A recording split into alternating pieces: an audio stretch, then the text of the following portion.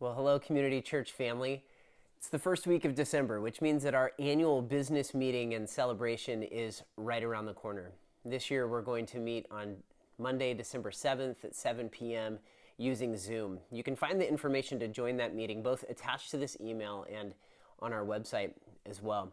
One of the things that we always do when we get together is we express our gratitude, our thankfulness to God for His provision. And 2020, as difficult as it has been, is no exception. We are going to gather on Monday night and recognize we have a lot to be thankful for. God has been really good to us, even through the unpredictability of all that we've faced together as a church and as a nation. One of the items that typically is a part of that meeting that's going to look really different this year are our ministry updates. It's always one of my favorite parts of the meeting to have a space where our ministry leaders, our pastors, get a chance to talk about how discipleship has carried forward in the year past. Well, this year we aren't going to have that on our Monday meeting, but we have prepared a video that I'm really excited and hope you'll take advantage of watching. It's included with this email. It's about 20 minutes long and it's full of really good news about what discipleship has looked like across age spectrums in different spaces. It'll be well worth your time. I think you'll find it to be really good for your heart. I also want to encourage you to look over the budget and the slate of elders that was sent out previously. Now, only official members are eligible to vote on those two things, the budget and the slate of elders. But even if you're not an official member, we'd encourage you to look it over so you can see where your spiritual family is spending its resources and hoping to see God move, especially in the year ahead. If you're not sure about your membership status, I'd encourage you to go to Community Connect. It's listed there.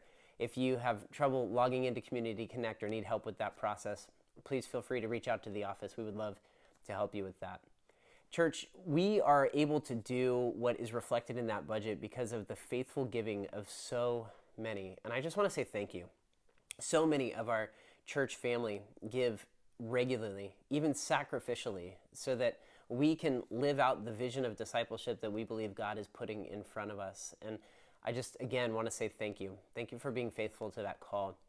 Now, maybe that's something that you haven't yet done as a step in your discipleship, is begin to give regularly to the church. If that's you, I would challenge you that one of the best ways that we can begin to loosen the grip of the idol of money in our lives is by giving it away sacrificially and trusting God to be who He's promised to be.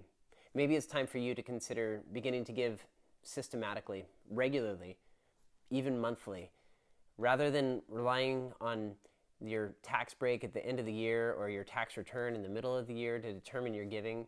What if you took God at His word that He will provide and you step out in faith in that way?